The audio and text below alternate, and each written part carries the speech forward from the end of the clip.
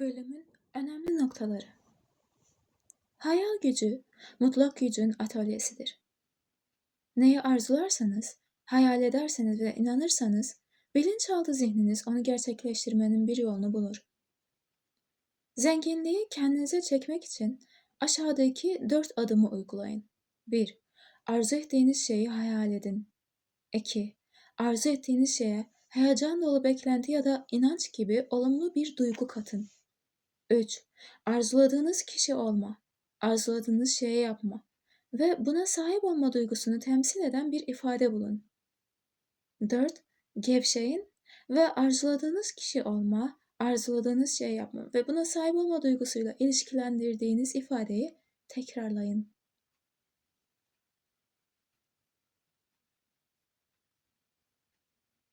Hayal ediyoruz, duygu katıyoruz. Hayalimizde sahip olduğunu düşündüğümüz duyguyu temsil eden bir ifade buluyoruz ve gevşeyerek o ifadeyi tekrar ediyoruz. Arzu ve açlık armağanlardır. Bunlara birer armağan gibi davranın.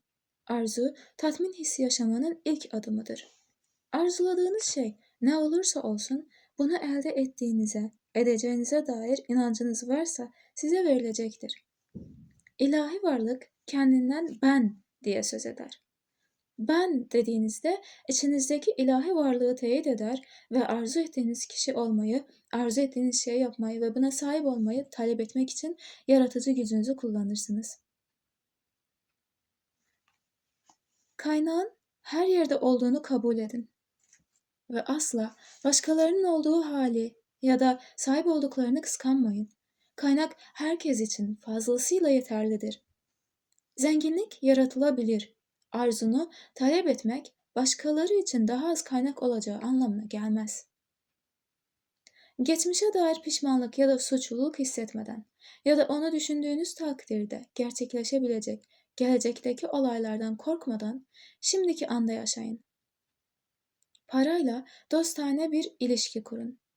Paranın kötü olduğu ya da tüm kötülüklerin kökeni olduğu gibi bir düşünceye kapılmayın. Para nasıl kullanmaya karar verdiğimize bağlı olarak iyi ya da kötü olabilir. 4. bölüm. Daha zengin bir hayat için bir kalıbı izleyin. Zengin olmak için bilinçaltı zihin gücünüzü kullanmak, pratik yapmayı gerektirir. En iyi, istikrarlı, bolluk içindeykenmişsiniz gibi düşünme ve davranma kalıbı geliştirdiğinizde işler. Bir gün zenginliğe sahip olacağınıza inanır ama sonraki gün maddi zorluklar yaşayacağınızı düşündüğünüz için para biriktirmeye başlarsanız, bilinçaltı zihninize çelişkili mesajlar yollar, ilahi bolluğa aslında inanmadığınızı gösterirsiniz. Kazanmak ve hayattaki tüm engelleri aşmak için dünyaya geldiniz. Kutsallık içinizde ve sizinle yürür ve konuşur. Bu içinizdeki yaşam ilkesidir. İlahi olanın bir kanalısınız ve uzayın ekranında ilahi olanın tüm özelliklerini, niteliklerini, güçlerini ve unsurlarını sergilemek üzere buradasınız. İşte bu denli önemli ve muhteşemsiniz. Yaratıcı güç ister bir yıldız, ister bir evren, ister bir ağaç olsun. Neye başlarsa bitirir. Hayat oyununda kazanmak ve başarılı olabilmek için içinizdeki kozmik güçle birleşin. Düşünce ve duygu olarak bu sonsuz güçle uyumlandığınızda kozmik gücün sizin adınıza harekete geçtiğini ve hayatta zafer ve başarı elde etmenizi sağladığını göreceksiniz. Kendisiyle ilgili yeni bir zihinsel resim ona nasıl mucizeler getirdi? 10 senedir aynı şirkette çalışıyorum. Ve ne bir terfi ne de bir zam aldım. Bende bir terslik olmalı. John diye söz edeceğimiz adam benimle ilk görüşmesinde üzgün bu durumdan şikayet etti. Onunla konuşurken hayatını bilinçaltındaki başarısızlıkla ilgili bir kalıbın yönettiğini fark ettim. John sürekli olarak kendisini kötülüyordu ve kendisine beş para etmem, beni hep görmezden geliyorlar, işimi kaybetmek üzereyim, sanki üstümde bir lanet var diyordu. Durmaksızın kendisini aşağılıyor ve eleştiriyordu. Ona bunların yaratabileceği en yıkıcı zihinsel zehirler olduğunu ve canlılığını, coşkusunu, enerjisini ve sağduyusunu yok edip kendisini en sonunda fiziksel ve zihinsel bir enkaz gibi bırakacağını anlattım. Dahası, beş para etmem, hep görmezden geliyorlar gibi olumsuz ifadelerinin aslında bilinçaltı zihninde verdiği emirler olduğunu, hayatında blokajlar, gecikmeler, yokluk, kısıtlamalar ve engeller oluşturmasına neden olduğunu açıkladım. Bilinçaltı toprak gibi iyi ve kötü bütün tohumları alır ve gelişmeleri için besin sağlar. John, bu yüzden mi düzenli olarak yaptığımız iş konferanslarında beni görmezden geliyorlar ve es geçiyorlar diye sordu. Evet diye yanıt verdim çünkü zihinsel bir reddedilme resmi yaratmıştı ve başkaları tarafından küçümsenmeyi ve görmezden gelinmeyi bekliyordu. Kendi iyiliğine engel oluyordu. John kendini reddetme, başarısızlık ve hayal kırıklığı gibi kalıplardan şöyle kurtuldu. Ona geçmişini unutmasını ve arzu ettiği geleceği hayal etmeye başlamasını söyledim. John, kötü, incitici ve beni reddeden sözleri nasıl unutabilirim? Çok zor, dedi. Bunu yapmak mümkün. Ancak ona da anlattığım gibi geçmişi bir kenara bırakmak, olumlu bir kararlılıkla başarı, zafer, takdir ve terfi konularını düşünmek için ciddi bir karar vermesi gerekiyordu. Bilinçaltınız ciddi olduğunuzda bunu anlar ve alışkanlık haline getirdiğiniz için size kendinizi ne zaman aşağılamaya meyilli olduğunuzu otomatik olarak hatırlatır. Siz de hemen bu düşünceyi tersine çevirip burada ve şu anda iyi olan şeyleri onaylayın. John, geçmişe ait hayal kırıklıklarının ve başarısızlıkların zihinsel yükünü geleceğe taşımanın hem yanlış hem de aptalca olduğunu anlamaya başladı.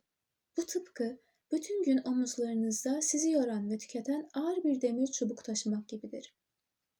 John'un aklına bir öz eleştiri ya da küçümseme düşüncesi geldiğinde bunları başarı benim, uyum benim ve terfi benim diye olumlama yaparak yılmadan tersine çevirdi.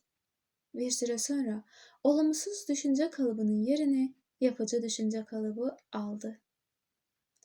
Ona bilinçaltı zihnine olumlu imgeler yerleştirmesi için şu basit tekniği öğrettim.